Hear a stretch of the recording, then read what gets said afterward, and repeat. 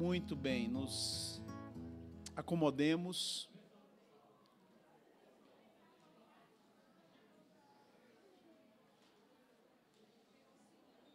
O tema que será objeto da nossa reflexão e aprendizado hoje, no próximo domingo, se Deus permitir, é o tema da ira.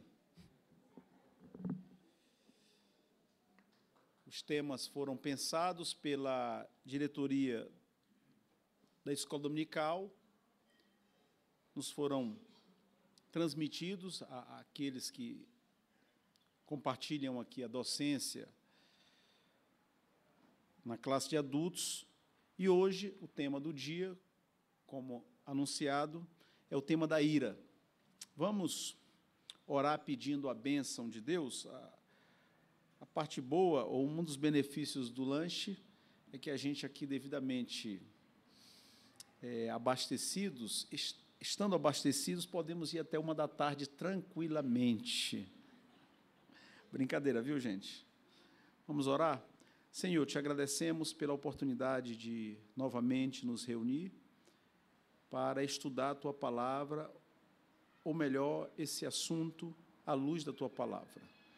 Louvamos o Teu nome porque temos liberdade religiosa, a Bíblia traduzida para o nosso idioma e recursos necessários para conduzir essa reflexão, esse estudo, de maneira adequada à luz da Tua Palavra.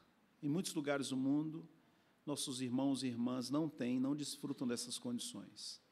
Nós, pela Tua graça, temos desfrutado e pedimos que o Senhor nos ajude, nos dê consciência para que não somente valorizemos, mas que também façamos uso responsável desses recursos.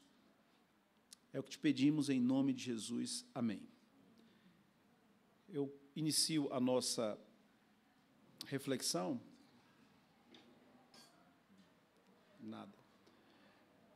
Evocando essa passagem bíblica que se encontra em Efésios, que diz o seguinte: irai-vos e não pequeis, não se ponha o sol sobre a vossa ira, nem deis lugar ao diabo.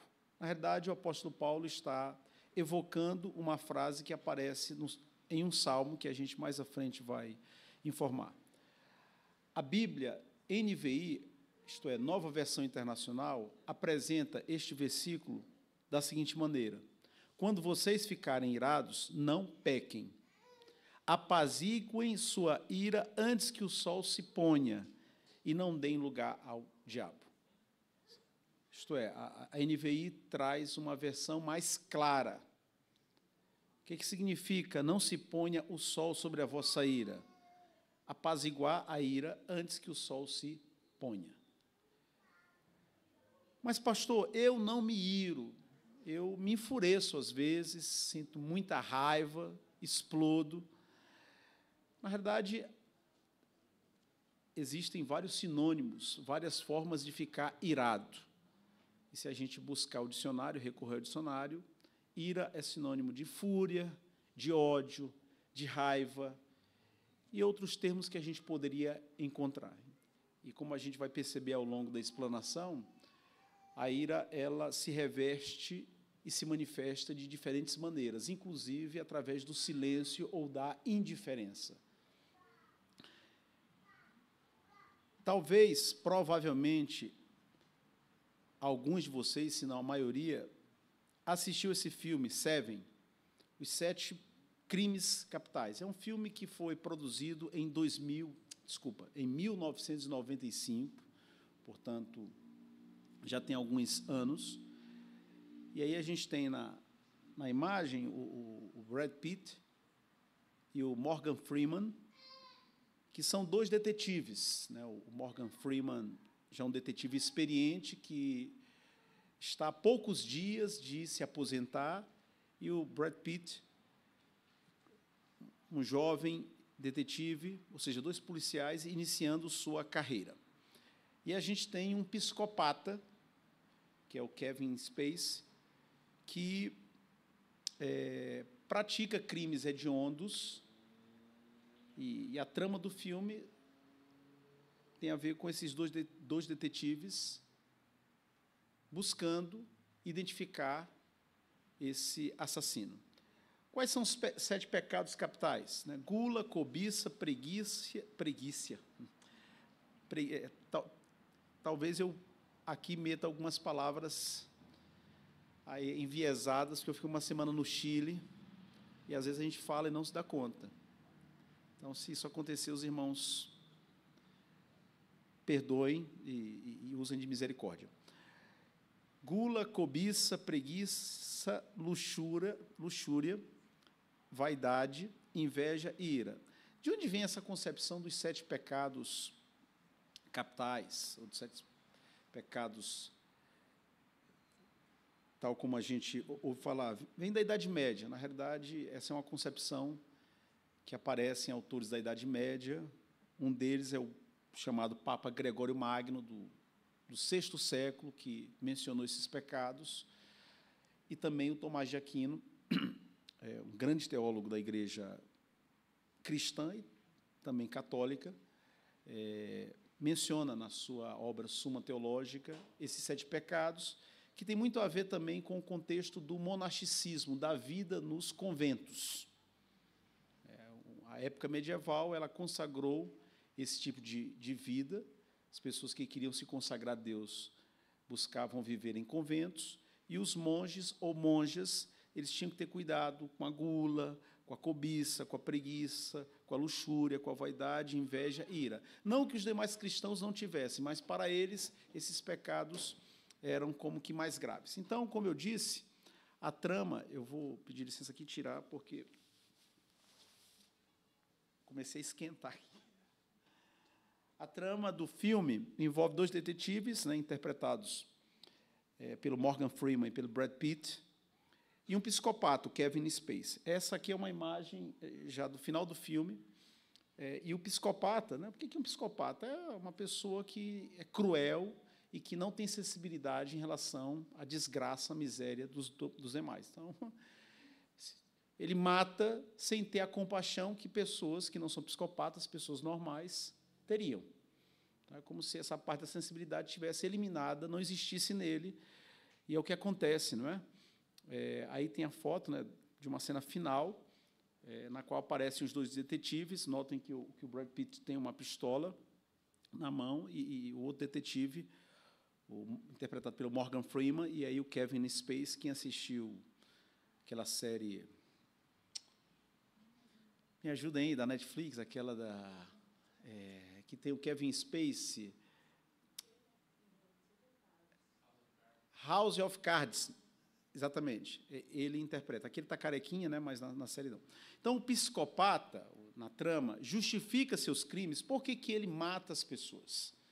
Ele justifica seus crimes dizendo que a sociedade se esqueceu dos pecados capitais, aqueles que foram mencionados há pouco, entre eles a ira. Ele se vê como a espada de Deus, ou seja, o justiceiro que pune quem peca, tendo a necessidade de livrar o mundo das pessoas imorais ou indignas. As pessoas que ele julga que são imorais ou indignas, ou que são mesmo, mas ele entende que pode resolver o problema da humanidade, por exemplo, eliminando essas pessoas. Ele comete atrocidades com suas vítimas pelo prazer de ser reconhecido em todo o mundo. É mais ou menos como a tara, desculpe colocar nesses termos, que existe em algumas mentes nos Estados Unidos, a pessoa cometeu um crime e ficar famosa porque ela bateu o recorde, ela conseguiu matar mais pessoas de uma vez. Então, se algum desequilibrado, por alguma razão, matou 10, certo? O outro quer matar 15 para ficar mais famoso. Então, o psicopata aqui na trama, ele queria matar as pessoas de uma maneira assim, diferente, e cada pessoa que é morta, ele deixa um trecho, se aqueles que assistiram o filme talvez lembrem, de um escritor famoso, de Shakespeare, de Dante Alighieri, enfim. Então, na cabeça dele, ele está fazendo uma grande obra. Os assassinatos, os homicídios, fazem parte de uma obra cruel, atroz, mas na cabeça dele é assim que ele vê as coisas. E a cena que encerra o filme diz respeito à ira. Depois de haver assassinado 5 pessoas, o psicopata se entrega aos detetives, os detetives não o encontram, ele se entrega, e diz que já possui os 2 corpos que faltam para completar sua obra, dos 7 pecados. Por isso aqui é 7, né? 7 pecados, os 7 crimes capitais. Então, ele se entrega, já tinha matado 5 pessoas, uma para cada pecado, e ele se entrega e diz que já tem o corpo das 2 pessoas associadas aos outros 2 pecados, que seriam o da inveja e o da ira. E essas pessoas estariam mortas em um lugar que só ele sabia. Então, ele leva os detetives até lá. Quando chegam ao local indicado pelo psicopata, o detetive mais experiente, o Freeman, interpretado pelo Morgan Freeman, abre um pacote e o que ele encontra? A cabeça decepada da esposa do detetive mais jovem. Deu para entender? Então, eles chegaram no lugar, foram levados pelo psicopata, e aí o detetive mais experiente, mais velho, abre um pacote que ele encontra a cabeça da esposa do companheiro dele decepada. O Brad Pitt, o detetive mais jovem, percebe, se dá conta. Desesperado, o mais experiente gesticula e grita. Obviamente, a pessoa é tomada de um espanto, de um assombro, perde o chão, e quando ela começa a recobrar a consciência, após ter visto a cabeça de sua esposa destruída, significa, obviamente, que a sua esposa já foi, né, já morreu, por esse infame, por esse psicopata, ele é tomado de ira. O detetive experiente gesticula e grita para que ele não entre na lógica do assassino. Corre em sua direção e suplica para que ele não mate, para evitar que se cumpra o desejo do psicopata. Por que o psicopata fez isso? Porque ele queria justamente que o marido, agora viúvo, seja tomado pela ira e o mate. O experiente detetive sabia que o pior castigo a ser imposto ao psicopata era deixá-lo com vida. Isto é, não cumprir o desejo dele de ser morto. Pois, ao ser morto, o mesmo completaria sua missão e alcançaria a glória. O detetive mais jovem fica atordoado, pois sabe que, se matar o psicopata, ele encarnará o pecado da ira e brindará o assassino com a vitória. Mas também sabe que, se não matá-lo, deixará de vingar a morte de sua mulher. O que ele faz? Aí vocês têm que assistir o filme, tá, gente? Pastor, que maldade. Né? Ele mata o psicopata. Desculpa, Vanessa, aí estraguei o prazer da Vanessa, né? A Vanessa estava tão empolgada aqui, quando eu falei que ele mata o psicopata, pastor, não vou assistir mais, não é? O que ele faz? Ele mata. Ele é, obviamente, tomado pela ira, pela revolta, pelo luto, pela indignação, ele mata o psicopata. Pois bem, saindo do campo da ficção cinematográfica, aterrissando aqui no campo da realidade, na Bíblia, que é a palavra de Deus, a ira e suas consequências estão descritas, e a gente tem vários exemplos de pessoas iradas e do que elas fizeram por estarem iradas ou enfurecidas. Exemplo, Caim se irou contra seu irmão Abel e o matou, porque a oferta de Abel havia sido aceita por Deus e a dele rejeitada, ele se indignou e matou o seu irmão. Ira contra Deus e contra Abel, que pagou aqui, né, em linguagem bem coloquial, o pato. Não sei se conhece a expressão, e dependendo do lugar, hoje eu não conhecia a expressão, a gente estava ali servindo ali, eu tentando pegar alguma coisinha ali, porque a disputa estava grande, aí o Rômulo chega e diz assim, a mesa está regada, é isso? Regada. Eu falei, regada? A gente rega planta. É que lá no Rio, ele me traduziu, certo? Quando tem fartura, a mesa está regada, certo? Então, por isso que eu perguntei, pagou o pato, né? A gente também tem o caso de Moisés, que se irou e bateu na rocha 2 vezes, e por conta da sua ira, de seu ímpeto, conduzindo um rebanho que não era fácil, não que a ira de Moisés seja justificada por causa disso, mas a gente também tem que entender que os atos das pessoas, os erros das pessoas, os pecados das pessoas não acontecem no vácuo. Isso não justifica os erros, os pecados, mas a gente também tem que buscar entender o contexto, até para poder trabalhar na prevenção, evitar que isso se repita. Então, Moisés bateu na rocha 2 vezes, e isso praticamente lhe custou o ingresso, lhe impediu entrar na terra de Canaã, na terra prometida. Saul, irado, com inveja, tentou matar Davi mais de uma vez. A ira fez com que Nabucodonosor, rei da Babilônia, lançasse Misael, Azarias e Ananias na fornalha. E ainda aumentou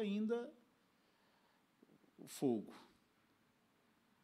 O rei Herodes se irou contra os reis magos e, a fim de eliminar o Messias, mandou matar todos os meninos de 2 anos para baixo que havia na cidade de Belém. Ele soube que havia nascido um rei, mas ele não soube o paradeiro, o endereço. Os reis magos não voltaram para informar ao rei Herodes. E ele, irado, determinou que todas as crianças, até 2 anos, fossem mortas, com o propósito de, dessa maneira, eliminar aquele rei a quem os reis magos haviam mencionado. Todos esses são exemplos desastrosos da ira. Outros poderiam ser dados, mas fiquemos com estes. É exatamente assim que acontece conosco. Primeiro nos iramos, depois pecamos, e, por último, vemos as consequências da ira. Quando o sangue esfria, o que eu fiz? O que eu deixei de fazer? O que eu falei? Por que fiz isso? Aqueles que têm filhos pequenos sabem da tentação e do perigo que é fazer um carinho especial, físico, numa criança, estando possuído pela ira ou estando com sangue quente. Isso é perigoso, porque a tendência é o quê? A gente pesar a mão. Então, o conselho é: acalme-se, esfrie o sangue, e aí depois você vai conversar, e, se for necessário, aplicar um corretivo ali nas nádegas da criança. Por que nós estamos aqui refletindo sobre esse tema? Porque esse assunto deve ser levado a sério. Eu elenquei aqui 4 razões, dentre outras que poderiam ser apresentadas, pelas quais o assunto reivindica nossa atenção. Primeira razão: a Bíblia está repleta de advertências sobre os perigos da ira. Isso atesta o fato do assunto aparecer em muitas passagens da Bíblia, revela a importância que Deus confere ao assunto. Se o assunto não fosse importante, Deus não teria mencionado o mesmo tantas vezes na Bíblia. Pastor, vamos aos textos, alguns deles. Já lemos: irai-vos e não pequeis, não se ponha o sol sobre a vossa ira, nem deis lugar ao diabo. Aparece em Efésios. No Salmo 4, Salmo não tem capítulo, tá, gente? Fica essa dica para quem ainda não memorizou. Salmo não tem capítulo. Por quê? Porque cada salmo é uma obra completa. O livro dos Salmos é um conjunto de 150 salmos. É diferente dos demais livros da Bíblia, que cada capítulo é uma parte de um todo. No caso dos Salmos, a gente costuma se referir ao salmo e não ao capítulo. No Salmo 4, versículo 4, lemos: quando vocês ficarem irados, não pequem. Notem que Paulo, ao escrever aos Efésios, ele menciona esse texto. Quando vocês ficarem irados, não pequem. Ao deitar-se, reflitam nisso e aquietem-se. A exortação, isto é, o Salmo 4 lança luz sobre o significado de não se põe o sol sobre a vossa ira, que aparece em Efésios. A exortação é para não deixar que o sol se ponha sobre a nossa ira, isto é, permitir que a ira se prolongue, se estenda. Porque se você acumular ou permanecer irado, você dará lugar ao diabo. Satanás vai estar aplaudindo. E você, com o coração amargurado, isso, obviamente, não vai ajudar você e também não vai ajudar as demais pessoas. Outro texto, eu, porém, vos digo que todo aquele que sem motivo se irá contra seu irmão está sujeito a julgamento. E quem proferir um insulto a seu irmão estará sujeito a julgamento do tribunal. E quem lhe chamar tolo estará sujeito ao inferno de fogo. Jesus afirma isso em Mateus. Agora, porém, outro texto, despojai-vos igualmente de tudo isto: ira, indignação, maldade, maledicência, linguagem obscena do vosso falar. Colossenses. Em Provérbios, na versão que a gente utiliza, né, a mais popular no Brasil, diz: o insensato expande toda a sua ira, mas o sábio, afinal, lhe a reprime. A NVI diz assim: o tolo dá vazão à sua ira, mas o sábio domina-se. Outro versículo, agora em Provérbios 22. Não se associe com quem vive de mau humor, nem ande em companhia de quem facilmente se ira. Do contrário, você acabará imitando essa conduta e cairá em armadilha mortal. Então, a palavra de Deus nos conclama não somente a evitar a ira, como também a evitar a companhia dos iracundos. Pastor? Só aproveitando ali, o provérbio de número 29.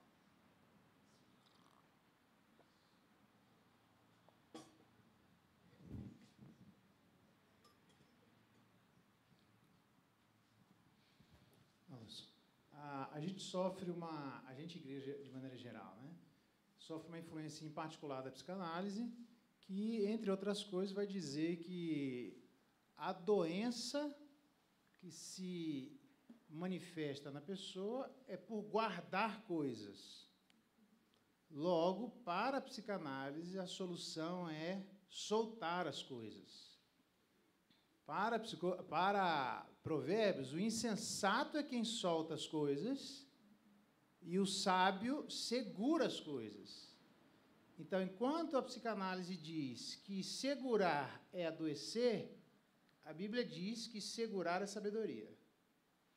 Veja que diferença. Então, pode até soltar, mas não é soltar que obrigatoriamente vai curar. Isso é psicanálise. Você vai ter que prestar atenção como solta, se é necessário soltar, e se não for, você tem que guardar para você. Então, muito cuidado, porque senão a gente, com essa influência toda, acha que basta soltar para aliviar, para sarar. Na Bíblia, a sabedoria está exatamente o contrário. Obrigado.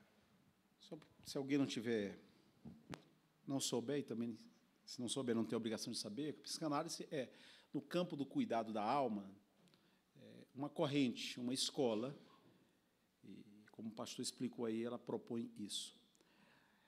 Outro versículo, deixa a ira, abandona o furor, não te impacientes, certamente isso acabará mal. Eclesiastes, não permita que a ira domine depressa o seu espírito, pois a ira se aloja no íntimo dos tolos. A linguagem de Provérbios dos insensatos. Efésios, e vós, pais, não provoquei vossos filhos a ira, mas criai-os na disciplina e na admoestação do Senhor. O último versículo, dentre aqueles que nós listamos, Romanos. Em Romanos nós lemos, amados, nunca procurem vingar-se, mas deixem com Deus a ira, pois está escrito, minha é a vingança, eu retribuirei, diz o Senhor. Pelo contrário, se o seu inimigo tiver fome, dele de comer, se tiver sede, dele de beber. Fazendo isso, você amontoará brasas vivas sobre a cabeça dele. Isto é, você transferirá a responsabilidade das coisas a ele. Você estará limpo diante do Senhor. Não se deixem vencer pelo mal, mas vençam o mal com o bem. Então, pastor Marconi, por que a gente tem que levar o tema da ira a sério? Porque a Bíblia tem várias instruções, vários alertas sobre esse assunto. Segunda razão, o pecado da ira é subestimado e não tem recebido a devida atenção. Frequentemente, os pecados sexuais chamam a nossa atenção, a ira nem tanto. Até porque, na nossa cultura ocidental, a gente tende a dar mais valor, mais atenção àquilo que se vê, àquilo que se materializa, àquilo que pode ser provado. E aquelas coisas mais sutis, ou que não se manifestam, por exemplo, no domingo, quando a gente está na igreja, a gente tende a ter mais compaixão, mais complacência, mais tolerância. Mas lembrando que o nosso critério não deve ser o critério social, mas sim o critério espiritual. E, aos olhos do Senhor, a ira é um pecado. A ira, no plural, está entre as obras da carne. Escrevendo aos Gálatas, Paulo diz: ora, as obras da carne são conhecidas e são prostituição, impureza, lascívia, sensualidade, não é? Idolatria, feitiçarias, inimizades, porfias, um tipo de contenda, ciúmes, iras, discórdias, dissensões, são conflitos ou divisões, facções, invejas, bebedices, glutonarias. Então, quando a Bíblia diz que a ira é uma obra da carne, em outras palavras, significa que o nosso desafio é mortificar a velha natureza e crescer na nova natureza, que é na pessoa bendita de Jesus, para fazer com que essas coisas associadas à nossa natureza caída sejam atenuadas, diminuídas, sejam controladas. Terceira razão pela qual o assunto requer a nossa atenção de forma especial. Esse pecado pode se manifestar de várias maneiras. É um pecado astuto, por assim dizer. Ira não é somente explosão de raiva e destempero. Escutemos o que o Ed Welch, que é um irmão nosso presbiteriano nos Estados Unidos, afirma. Ele trabalha na área de aconselhamento bíblico. A ira pode tomar diferentes formas.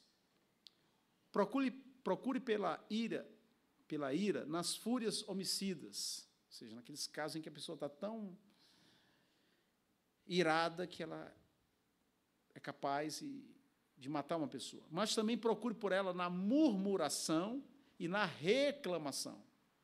Então, a murmuração e a reclamação podem ter como mola propulsora a ira, podem ter como base a ira. Ou na indiferença e silêncio de alguém. Às vezes a pessoa pode manifestar sua ira se calando, ou sendo indiferente. Em alguns momentos, a ira se desvia em vez de atacar, mas a ira está em todos nós. Então, todo mundo lida com essa realidade. A questão é como a ira de cada um de nós se manifesta. Se manifesta em arroubos, em explosões, ou se manifesta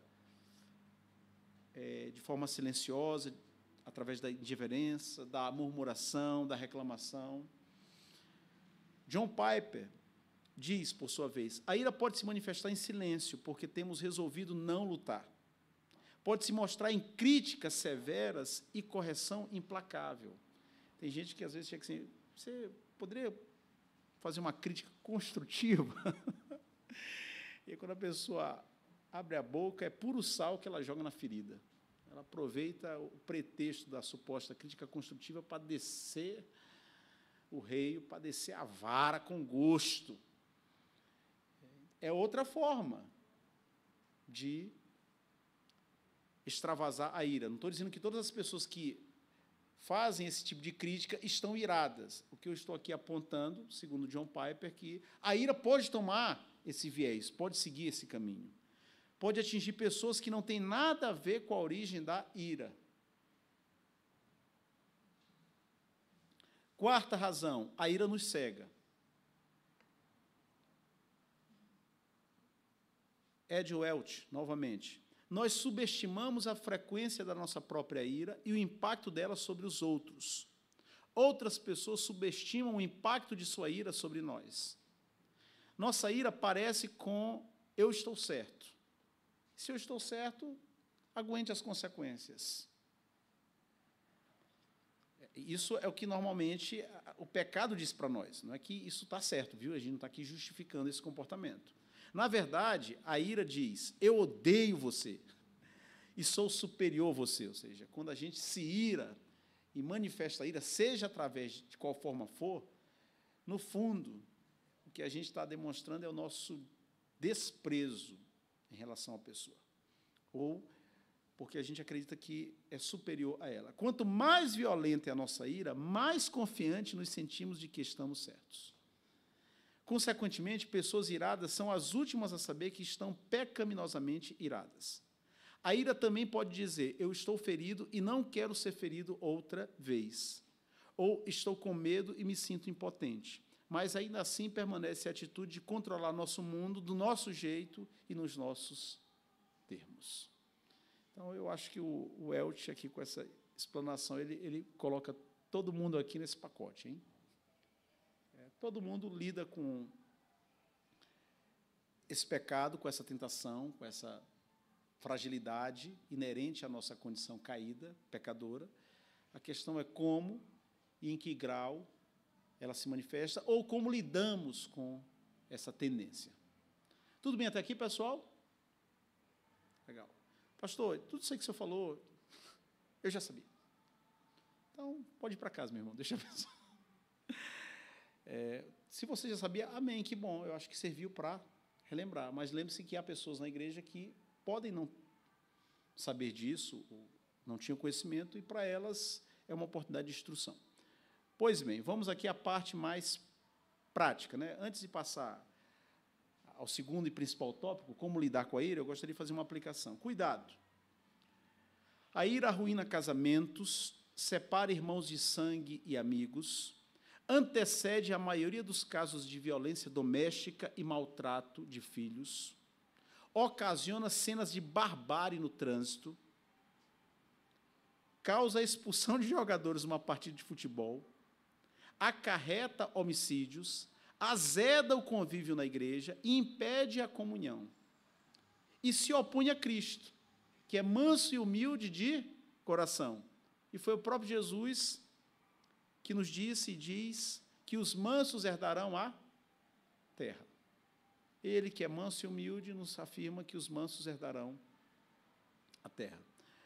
Então, eu às vezes digo para a Carla, eu nem gosto de ligar, depois que a gente almoça, as crianças começam a brincar antes da sonequinha delas, aí eu gosto de ver o esporte, quando meu time ganha, quando não, nem gosto de pensar no assunto, e tenho ira de quem toca no assunto, estou brincando. Mas aí, às vezes, eu ligo no jornal. No jornal, não vou aqui dar ibope, da publicidade para a emissora, não, mas no jornal mais popular no Brasil naquela hora. Mas logo eu mudo de ideia, porque é só desgraça, é só tragédia. E principalmente a Heleninha, se ela vê a televisão ligada, então, desligo. Mas o que eu quero dizer? É que se a gente liga num jornal, seja de manhã, meio-dia, ou 1h da tarde ou de noite, a quantidade de notícia ruim, de desgraça, de tragédia, é deprimente. Eu não sei se isso acontece só comigo, assim, eu fico, meu Deus do céu, acidente na BR, não sei quantos perderam a vida, enchente em tal lugar, prédio que desabou, guerra na Ucrânia da Ucrânia com a Rússia. Aí eu dizia, bastam os meus problemas, né? As minhas lutas. Eu não sei se mais isso acontece com vocês, mas assim, algumas das notícias que chegam ao nosso conhecimento são resultado da ira. Então, a gente tem que ter muito cuidado, porque esse é um problema para nós e principalmente para as pessoas que convivem conosco. Pois bem, como lidar com a ira?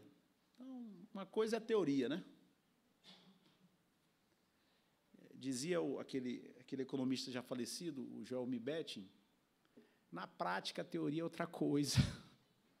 Deixa eu só aqui mencionar uma coisa. Quando eu estava preparando a aula, causa expulsão de jogadores, na década de 90, eu não vou lembrar o ano específico, talvez 95, houve um jogo da Libertadores entre Palmeiras e Grêmio.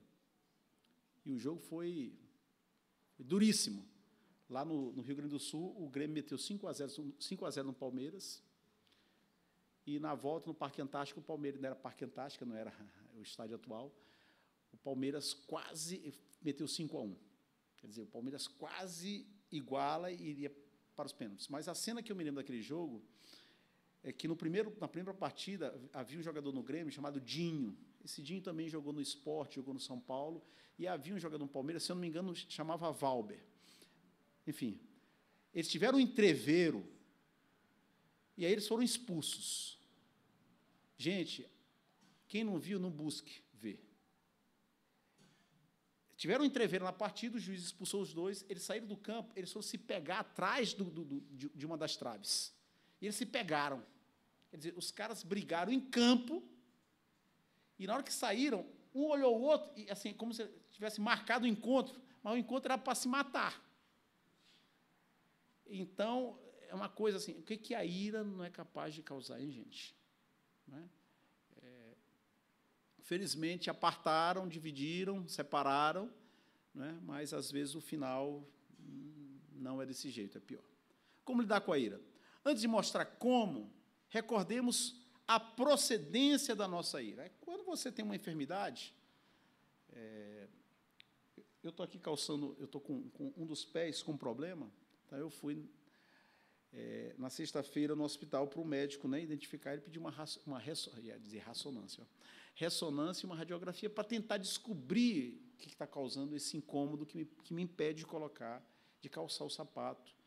Dói, assim, é como se tivesse uma pedrinha dentro. Enfim, o que eu quero mencionar? Por que eu estou mencionando isso? Quando a gente tem um problema, uma enfermidade, uma dificuldade, a gente procura um especialista. E ele tem que identificar a causa, porque se ele não identificar a causa, ele não vai passar o remédio, o tratamento, a terapia adequada. Então, antes da gente falar sobre como lidar com a ira, qual é a procedência? Por que a gente tem esse lado feio? Em Tiago 4, o Senhor nos diz: de onde vêm as guerras e contendas que há entre vocês? Não vêm das paixões que guerreiam dentro de vocês? Matam e invejam, mas não conseguem obter o que desejam. Vocês vivem a lutar e a fazer guerras. Entristeçam-se, lamentem e chorem. Troquem o riso por lamento e a alegria por tristeza. Irmãos, não falem mal uns dos outros. Pensem nisto, pois quem sabe que deve fazer o bem e não faz, comete pecado. Então, por que há essa explosão? Por que a gente manifesta a ira? Porque todos nós somos pecadores. Não é o ambiente, não é o meio que faz com que você peque. O ambiente contribui, colabora, estimula, mas não determina. Você já nasce pecador. Já nasce pecador. Afirmar isso para a igreja é muito importante, porque o mundo diz tudo ao contrário. E o mundo, e muitas escolas de psicologia já eliminaram a palavra pecado. Você não pode mencionar a palavra pecado para a pessoa, que isso é ofensivo. A pessoa pode ter um comportamento mais louco possível, você não pode dizer algo, porque é o direito dela ser daquele jeito. Então, isso aí é o que muitos aí fora dizem. Na Bíblia, as coisas são chamadas pelo seu nome, e a causa pela qual nós somos problemáticos ou temos os nossos defeitos é porque a gente já veio com problema de fábrica. Agora, a boa notícia é que, pela graça de Deus, a gente tem como caminhar e a graça de Deus o Espírito Santo coloca azeite, óleo na dobradiça da porta, para que ela não faça tanto barulho e a gente consiga ter uma vida razoável ou boa. A ira e seus filhos, vingança, indiferença, ressentimento, mau humor, entre outras coisas, evidenciam nossa condição caída e, ao mesmo tempo, a necessidade da graça de Deus para que sejamos pacificadores e não belicosos. Agora, além de atestar nossa condição pecaminosa, que é o que a gente acaba de mencionar, a forma como manifestamos ira reflete, em diferentes graus, os hábitos que herdamos de nossa criação. Então, a forma como a gente reage, se a gente verbaliza ou não os nossos problemas, se a gente explode ou não, em algum grau, reflete a educação, o ambiente onde nós fomos educados, criados. Em algum grau. Esse é um fator a ter em conta. Seus pais se iravam? De que maneira expressavam sua ira? O que teus pais e os meus nos ensinaram sobre retribuição? Há alguns anos atrás, eu tenho um amigo pastor, que ele me disse o seguinte, ele botou o filho dele no judô, fazer judô. Por que ele colocou, esse amigo pastor, por que ele colocou o filho dele para fazer judô? O filho dele aprender a se defender. E ele me disse, que disse ao seu filho, você não procure briga na escola, mas se alguém lhe bater, você devolva. Isso foi há muitos anos atrás. Há alguns meses, acho que conversando com a minha esposa, com Carla, eu também expressei a mesma ideia, e ela me corrigiu, não é assim. Isso é errado. E agora eu estou lendo o livro do Ted Tripp, Pastoreando o Coração da Criança, e, além do primeiro golpe que a minha esposa me deu quando me corrigiu, o Ted Tripp bateu mais forte. Como é que a gente ensina os nossos filhos a reagir diante da violência, diante da provocação, diante da agressão, seja ela verbal ou física? A gente responde pelo Evangelho ou a gente responde segundo a nossa cultura, segundo a nossa formação, segundo a nossa natureza pecaminosa? Então, você, queira admitir ou não, você, muito do que você é, ou parte do que você é fruto da educação que você teve ou deixou de ter. Reverendo Hernandes, quando fala de casamento, ele usa a seguinte figura, quando há um casamento, 6 malas se juntam. Mala não é no sentido de mala sem alça, não, tá, gente? De problema. Ele quer dizer, são 6 bagagens. A do noivo e da noiva, né? Cada um tem a sua.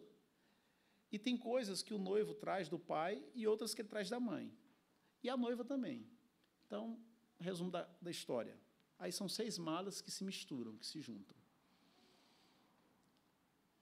Então, a forma como nós reagimos às adversidades e às provocações e às provações, em algum grau, reflete o que nós aprendemos, seja de maneira verbalizada ou através do ensino não verbalizado, mas igualmente ensino, dos nossos pais. Outro fator, as condições de saúde física ou mental nas quais nos encontramos. Pessoas estressadas, obviamente, estão mais vulneráveis à ira. Se a pessoa tem alguma preocupação, se a pessoa tem alguma enfermidade, eu vou aqui sair da questão da ira para depois voltar. Tem gente que, às vezes, está obesa, não é porque come muito, é porque tem alguma disfunção orgânica. Se a pessoa está com algum mal, que só o médico ou alguns exames poderão constatar, e ela não sabe. Ou, às vezes, a pessoa está com um sono desenfreado. Em algum momento da minha vida, eu fui ao médico, ele falou assim, você está com problema na tireoide. E até hoje eu tomo Eutirox 50 miligramas. Onde que eu quero chegar? Às vezes a pessoa tem alguma enfermidade ou tem algum problema de natureza mesmo física ou orgânica, e esse problema te deixa mais vulnerável, te aproxima mais de certos comportamentos. Não justifica, mas ajuda a entender. Quem é do campo aí? Aqui tem vários advogados, né? Tem que ter cuidado com eles. Sabe que tem, né, quando a gente vai analisar um caso, tem os agravantes e os atenuantes. Então, também quanto à questão da ira, será que quanto tempo a pessoa não tira férias? Será que a pessoa não está com algum problema físico que contribui para que ela tenha essas reações? Então, são questões que a gente também deve colocar na mesa para a gente pensar, não para justificar nada. Outro fator, eu estou aqui elencando fatores, eu não estou dizendo que tudo isso aqui, você se ira por causa disso, não. Aí tem que ver caso a caso. Outro fator, o grau de maturidade cristã que alcançamos. Paulo diz aos coríntios que ele não pôde falar a eles como a espirituais, mas sim como a crianças, que só tinham capacidade de digerir ou ingerir leite, porque não tinham ainda amadurecido. Uma pessoa que, apesar de ser crente, ter sido convertida há muito tempo, ainda não amadureceu na fé, com certeza, ela terá muito mais dificuldade de conter seus ímpetos de ira que uma pessoa que já tem alguma caminhada e já obteve, já alcançou maturidade na fé cristã, que já se conhece melhor e sabe o que deve evitar. A experiência ajuda. Eu costumo dizer o seguinte: a gente pode transferir conhecimento. O Rodrigo pode chegar assim: pastor, onde é a casa do pastor Geraldo? E aí eu dou o endereço, está aqui, ó. Transferir, né? Compartilhei conhecimento. A gente transfere conhecimento, transfere órgãos, transplante de órgãos, rim, córnea, coração, transfere dinheiro, faz um Pix. Mas experiência não se transfere. Experiência só quem vivenciou pôde tirar lições daquilo dali. Não é que você, que tem experiência, não pode conversar, não pode expressar, não pode compartilhar aquilo que você aprendeu, mas isso não significa que a pessoa vai internalizar. Tem uma frase do Tolkien que diz, né, a mão queimada tem mais propriedade para falar do perigo do fogo do que a mão que nunca foi queimada. Pois bem, então o grau de maturidade cristã também influencia na forma como lidamos com a ira. E outra coisa, o esforço em prol da santificação, entre outros fatores. Se a pessoa se esforça, busca ajuda para sua dificuldade. O John Piper tem um texto chamado Matando a Ira, intitulado Matando a Ira. Nesse texto, ele apresenta as seguintes recomendações para lidar com essa luta que todos enfrentam. Primeira recomendação: pondere os direitos de Cristo de ficar irado, do seu Senhor. Mas depois, considere como ele suportou a cruz como um exemplo de longanimidade, de perseverança, de paciência. Diz a Bíblia: porquanto para isto mesmo fostes chamados, pois que também Cristo sofreu em vosso lugar, deixando-vos exemplo para seguirdes os seus passos. Em outras palavras, a Bíblia não nos chama a responder à altura, a reagir com ira, mas a ter em mente que o nosso Senhor, o Deus que se fez homem, e homem é, e continua sendo Deus, ele não respondeu de forma irada. E quando ele se irou, diferente do que normalmente acontece conosco, ele não pecou. Então, como lidar com a ira? Agora, na época de paz, está calminho aí? Reflita, pondere sobre isso. Cristo, que tinha todos os direitos e razões para se irar com as injustiças que lhe foram cometidas, ele não fez. Segunda recomendação: pondere quanto você tem sido perdoado e quanta misericórdia lhe tem sido mostrada. Se você tem sido perdoado e se você tem sido abençoado com as misericórdias de Deus, quem é você para rejeitar, para decidir não perdoar e não usar de graça com as pessoas que erraram com você? Você está no lugar de Deus? Com certeza não. Diz a palavra do Senhor: antes, sede uns para com os outros benignos, compassivos, perdoando-vos uns aos outros, como também Deus em Cristo vos perdoou. Terceira recomendação: pondere sua própria pecaminosidade e tire a trave de seu próprio olho. Palavras do Senhor Jesus: por que você repara no cisco que está no olho do seu irmão e não se dá conta da viga que está em seu próprio olho? Como você pode dizer ao seu irmão: deixe-me tirar o cisco do seu olho, quando há uma viga, uma trave no seu? Hipócrita, tire primeiro a viga do seu olho, e então você verá claramente para tirar o cisco do olho do seu irmão.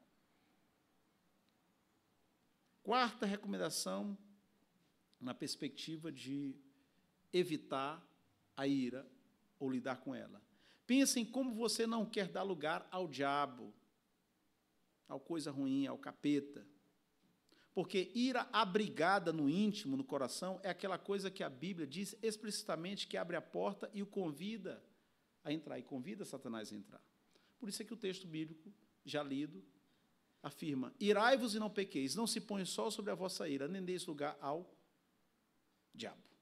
Então, se você se mantiver irado, você abre a porta do seu coração para que Satanás tome assento e domine e reine. Pastor? Só para dar uma contribuição aqui, você falou como Deus em Cristo também nos perdoou.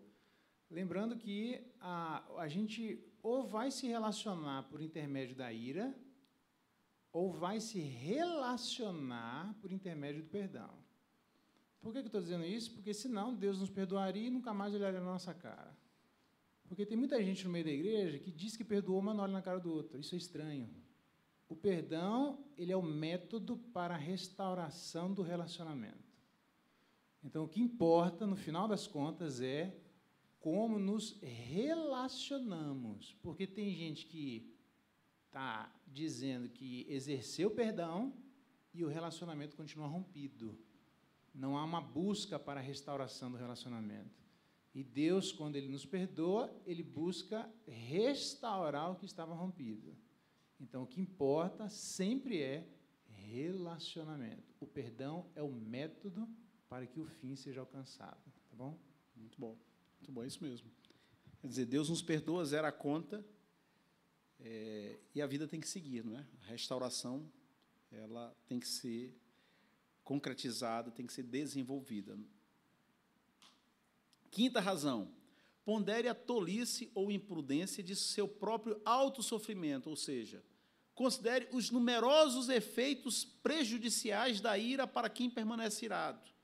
Existem efeitos espirituais, mentais, físicos e relacionais.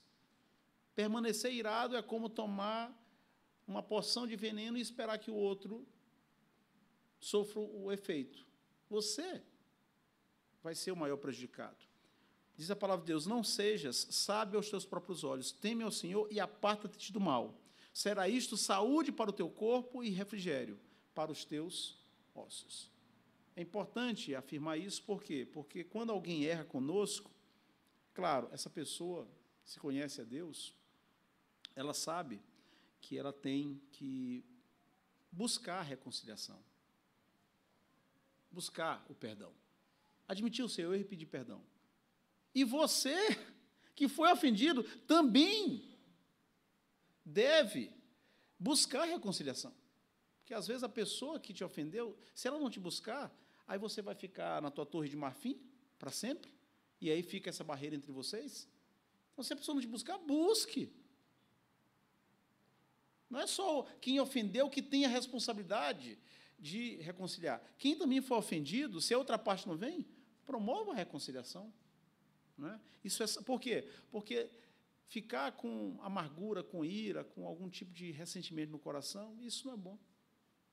Não faz bem. Nem para você que foi ofendido, nem para a pessoa que te ofendeu. Sexta recomendação. Confesse seu pecado de ira para algum amigo de confiança, bem como ao ofensor, se possível.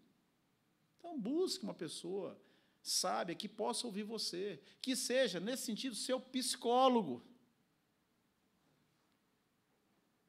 Esta é uma importante atitude de cura, diz a Bíblia. Talvez esse seja um dos versículos, um dos mandamentos de Deus mais desobedecidos, um dos que a gente menos cumpre. Confessai, pois, os vossos pecados uns aos outros e orai uns pelos outros, para serdes curados. Muito pode, por sua eficácia, a súplica do justo. Então, às vezes a gente não dá o passo porque a gente não quer confessar o pecado, tem um orgulho aí no meio. Sétima recomendação, está acabando, viu, gente? Permita que sua ira seja a chave para destrancar os calabouços do orgulho e da autopiedade. A autopiedade é, eu sou um pobrezinho, eu sou um coitadinho, ninguém me ama, ninguém me quer. Para com essa conversa de imaturo, de infantil na fé. Você é filho de Deus, você é habitado pelo Espírito Santo. Deus pagou um preço altíssimo pela tua vida na cruz do Calvário, você com essa conversinha de coitadinho, de derrotado, de pobrecito, como se diz lá no Chile. Então, autocomiseração, autopiedade não deve ter espaço na vida de uma pessoa que conhece a Deus. Então, permita que a ira, ou seja, use a ira, quando ela acontecer, de maneira inteligente, para que Deus trabalhe e conserte outras áreas na sua vida, e você possa substituir isso pelo amor. Por quê? Diz a palavra de Deus, o amor é paciente, O amor é bondoso, não inveja, não se vangloria, não se orgulha, não maltrata, não procura seus interesses, não se ira facilmente, não guarda rancor.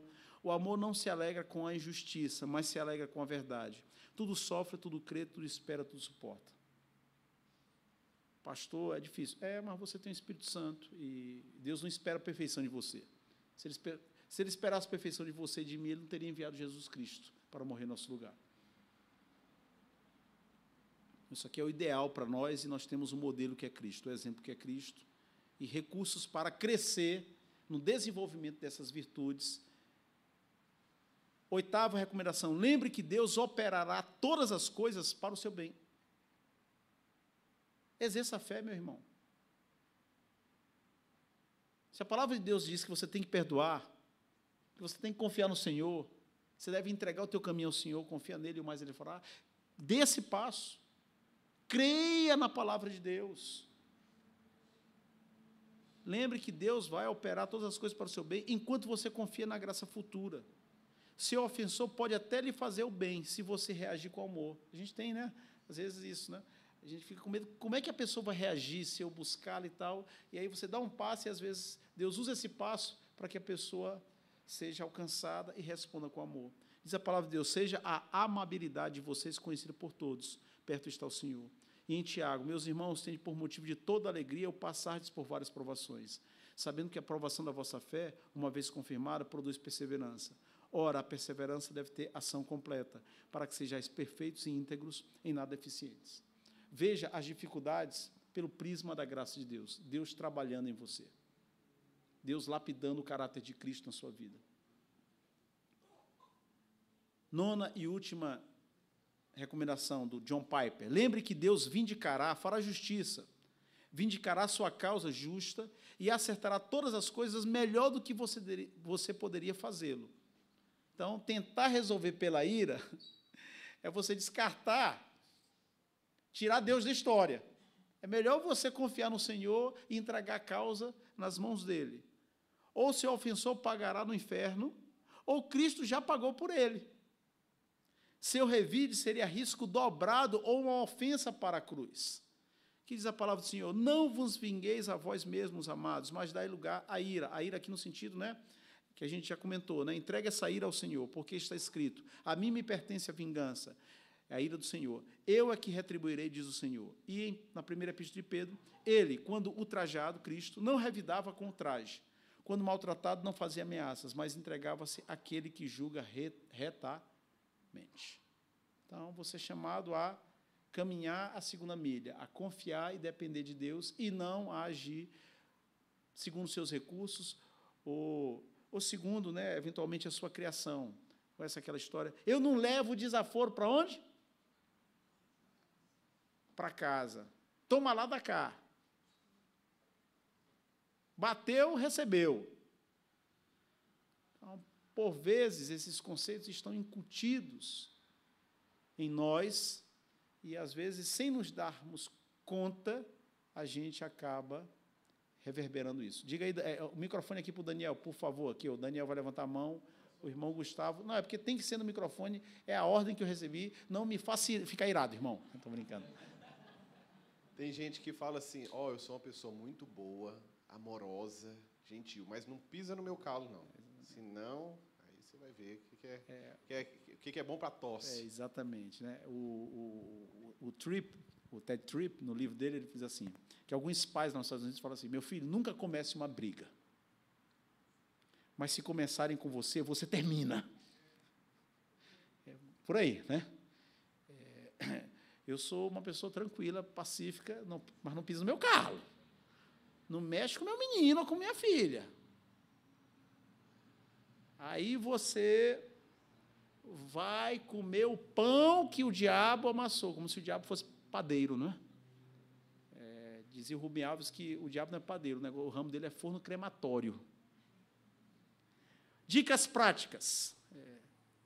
Então, a gente já sabe que a ira é pecado. Alguém aqui tem dúvida que a ira é pecado? A gente já sabe que todos nós lutamos de formas diferentes com esse pecado, com essa dificuldade. Levante a mão aqui quem nunca se irou. Levante a mão aqui quem pode prometer que jamais vai se irar. Levante a mão aqui quem pode garantir que vai se irar, mas sem pecar. Então, a gente já sabe que a ira é pecado, a gente já sabe que essa é uma fragilidade inerente à nossa condição humana caída. A gente já ouviu recomendações sobre como lidar com a ira, no nível da teoria. Dicas práticas. Sabendo tudo isso, o que eu tenho que fazer para evitar, para criar barreiras para que a ira me escravize? Cuide da sua vida devocional. Cuide da sua vida devocional. Muitas vezes, diz o pastor Hernandes Dias Lopes, que a gente fala o que não deve às pessoas porque deixou de conversar com Deus sobre as pessoas. Então, esteja em dia com a sua vida devocional, lendo a palavra do Senhor, meditando na palavra do Senhor, em oração, porque a cada dia se inicia uma nova batalha. Antes de você sair de casa, você sabe que vai encontrar gente no trânsito difícil. Hoje, hoje, o teste da aula, viu, pessoal, começou lá na nossa casa, antes de sair.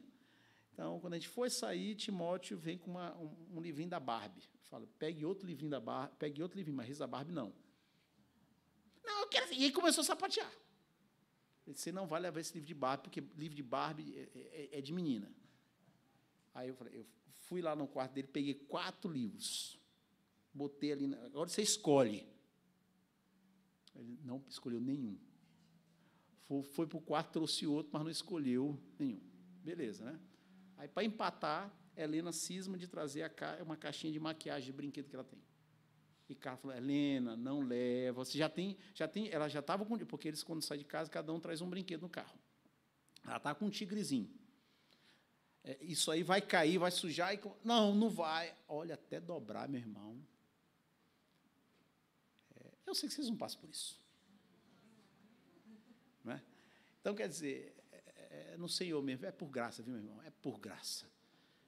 Um querendo vir com revista de Barbie e a outra, além do tico, com caixa de maquiagem na mão, para derramar, certo? Várias pessoas aqui se sentiram tocadas pelos exemplos e querem falar. Então, alguém aqui pediu? O Rômulo e o pastor. O pastor já está com o microfone na mão? Só lembrando, porque vai ter, acho que a aula para frente, né? Que existe uma diferença, então, entre a ira divina e a ira humana. É só porque está mencionado que a ira é pecado? Eu termino a aula com isso. Okay. Obrigado. Tá bom. Termino a aula com isso. Da ira santa. Ou seja, há casos, adiantando, há casos em que não irar-se é pecado. Pode falar, Rômulo. Pastor, uma dúvida que gera alguma polêmica. O senhor contou aí o exemplo do seu amigo, né, que botou o filho no judô e tal, etc. Eu não coloquei, mas disse também a mesma coisa. Tá. Mas já corrigi isso daí, esse desvio de rota.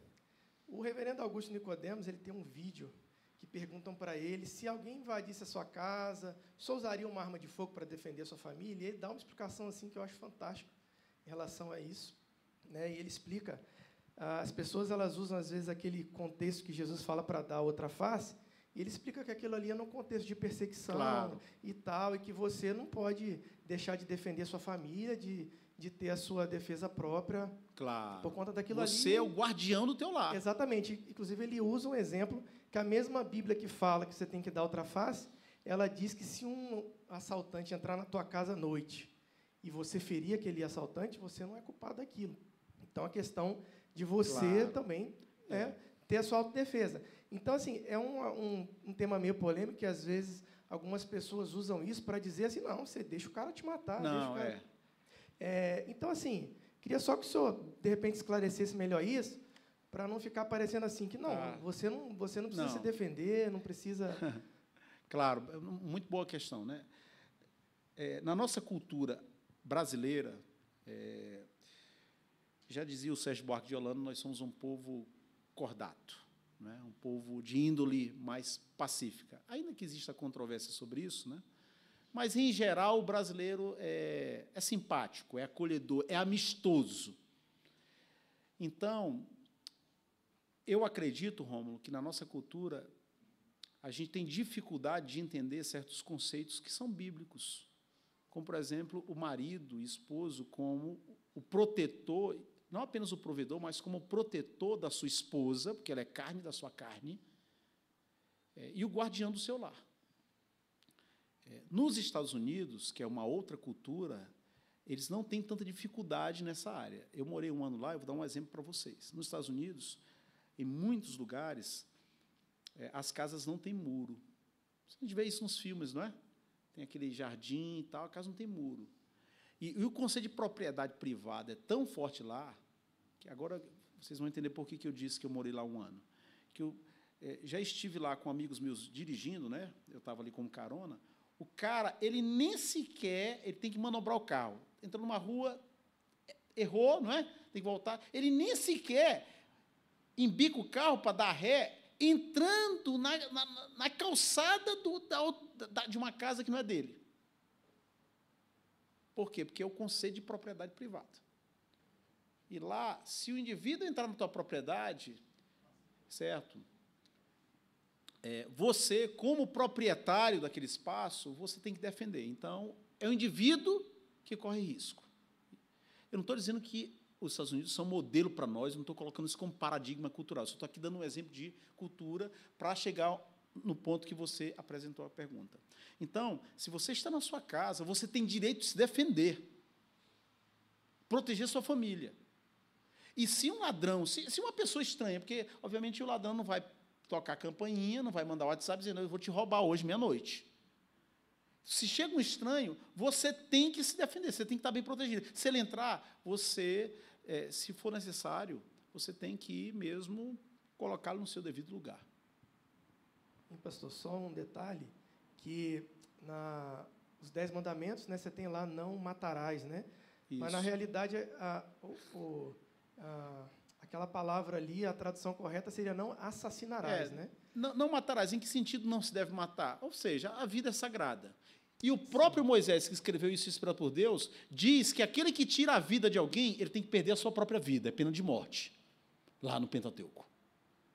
A vida é tão sagrada que no Pentateuco, que aquele que tira a vida de alguém, não tem negócio de, vai ficar preso.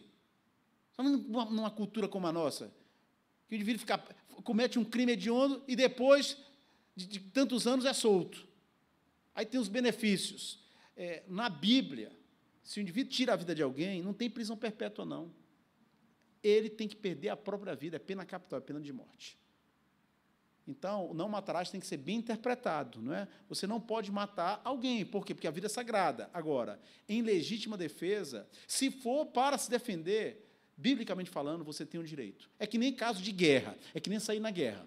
Porque o Antigo Testamento está cheio de exemplos de guerra. Na guerra, o pessoal evitava se agredir? O pessoal evitava usar espada? Era guerra, meu amigo. Guerra é guerra. É claro que a guerra era estabelecida nos limites do Senhor e tal, não estou dizendo que a gente tem que ir para a guerra e tal, ou que está certa a guerra entre Ucrânia e Rússia, não complica as coisas, irmão. Eu não estou falando disso, estou falando na Bíblia. Há casos na Bíblia que Deus condena o povo de Israel porque não matou todas as pessoas da nação que foi vencida.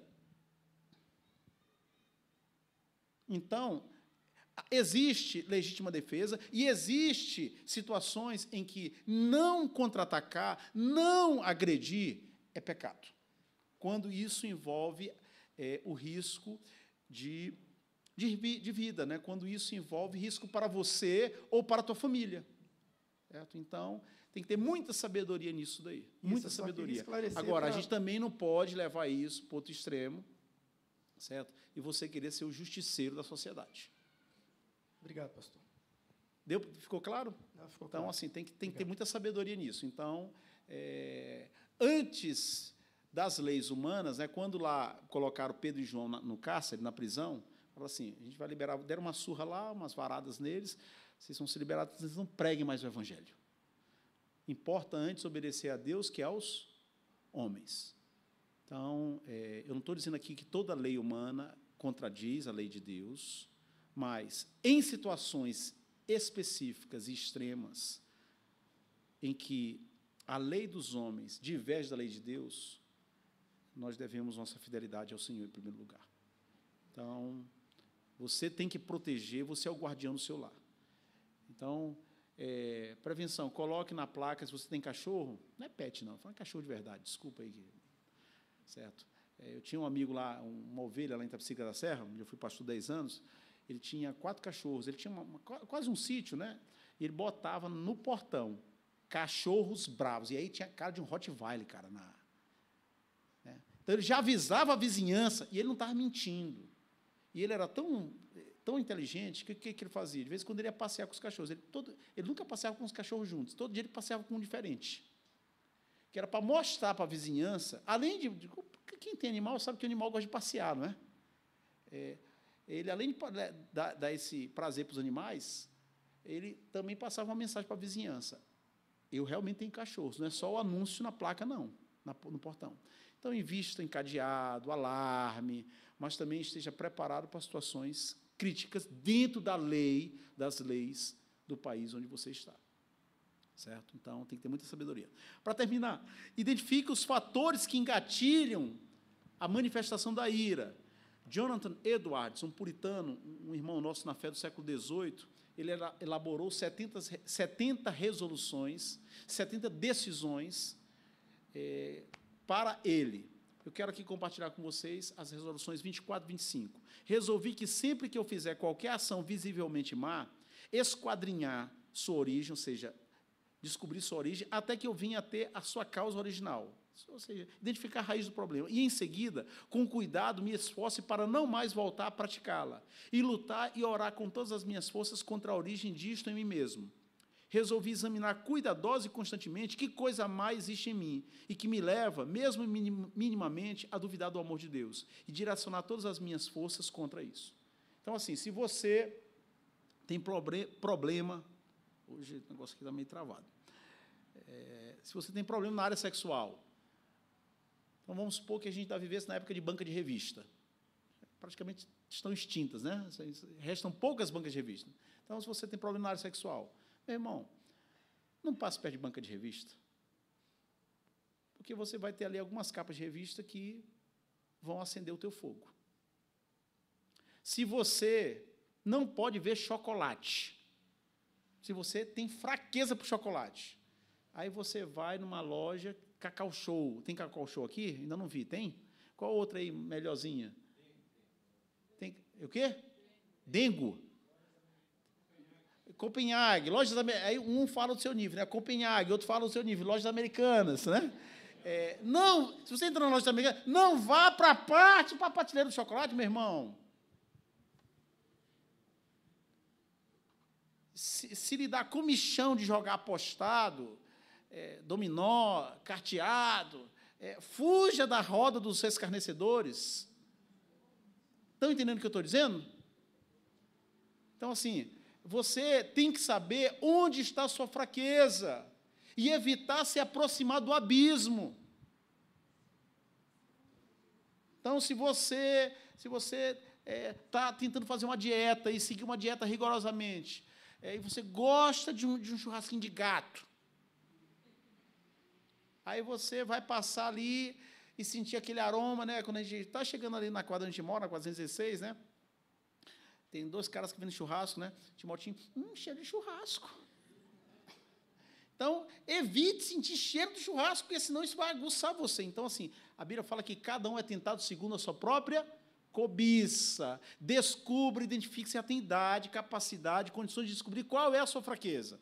E aí, meu amigo, fuja dela. Faça o caminho mais longo, mas fuja. Evite andar perto do pecado. Deságue. O que é desaguar? Todos nós temos sentimentos, problemas, dificuldades, lutas interiores. Se você não desaguar, se você não desabafar, isso aí vai ser muita água represada. Você não é obrigado a desaguar com a esposa, com o filho, com o primeiro irmão da igreja, aquele que senta mais próximo de você na igreja. Mas você tem que desaguar.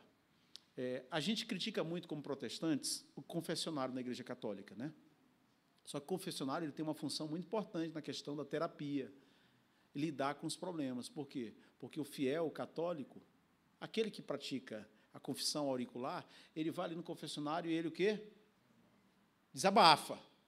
Eu não estou dizendo que isso é certo, que você tem que buscar o padre, ou que o que o padre diz é correto. Isso é uma outra história. Mas os católicos têm, no seu contexto, o confessionário. O que nós temos na igreja protestante? Aconselhamento. A gente encontra pessoas para nos aconselhar? Então, tem que buscar. Se não encontra na igreja, vai ter que buscar em outra igreja. Ou então, se não encontrou, use um diário. Escreva. Eu não gosto de diário. Escreva como uma resma de papel chamex, escreve lá. E guarda depois o papel dobrado. Mas, assim, você tem que colocar para fora, porque isso faz bem. E, principalmente, meu irmão, diante do Senhor, confesse suas lutas, suas dificuldades. Mas não retenha essa tonelada de coisa dentro de você, por quê? Porque uma hora isso vai, a barreira, a represa vai estourar. E perdoe, certo? Perdoe, porque isso aí vai te poupar muito problema na vida, meu irmão. Muita amargura. Termino com isso aqui, né? Vocês lancharam, então, falei que a gente ia até 13h, mas não é preciso, não. Esse é o último tópico, é curtinho. E a ira não pecaminosa, não é? Jesus irado, Jesus nunca ficou irado ao ser testado, ridicularizado ou rejeitado. Ele, de fato, se irou. O incidente com os cambistas, os vendedores no templo, está entre as histórias mais conhecidas do Novo Testamento. Jesus realmente se irou, mas a ira dele foi justa, foi santa, foi correta. A sua ira não estava mesclada com egoísmo e motivações arrogantes, como normalmente ou quase sempre a nossa está. A profunda paixão de Jesus era pela glória do Pai, porque o pessoal estava transformando a casa de Deus, o templo, naquele contexto, em o quê? Em feira, em comércio de ambulantes, conhece a expressão camelô? Transformando a casa de Deus em comércio, em negócio. Em outras palavras, a ira nem sempre é pecaminosa, mas devido às poucas vezes em que realmente tropeçamos em ira justa, incorremos em ira justa, faremos bem em não dar à nossa própria ira o benefício da dúvida. Ou seja, seja humilde e reconheça que dificilmente você vai conseguir ter uma ira que seja santa e justa. No entanto, a boa ira entre pessoas caídas é rara. Foi por isso que Tiago disse: todo homem, pois, seja pronto para ouvir, tardio para falar, tardio para se irar, porque a ira do homem não produz a justiça de Deus. Paulo também disse: os varões orem em todo lugar, levantando mãos santas, sem ira e sem animosidade. Portanto, uma das maiores lutas da vida é a luta para manter longe de nós a ira, e não apenas para controlar suas expressões. Claro, tem algumas situações, se você vê uma pessoa sendo agredida, se você percebe alguma situação de injustiça, de abuso, ficar calado, omitir-se, isso é pecado. Então, existem causas que devem gerar em nós ira. A questão é como extravasar essa ira. De maneira carnal, como o mundo, as pessoas do mundo que não conhecem a Deus fazem, ou eu vou transformar essa ira, essa revolta, traduzi-la de uma maneira que realmente glorifique a Deus e ajude as pessoas, para transformar o limão em limonada. Que Deus nos abençoe, irmãos. Hoje foi o primeiro tempo. Se Deus quiser, no próximo domingo a gente vai ter o segundo tempo. A gente continua com essa aula, abordando, com certeza, outros aspectos. Podemos orar e caminhar para o almoço? Vamos colocar em pé? Pedir para o pastor vir à frente e orar por nós.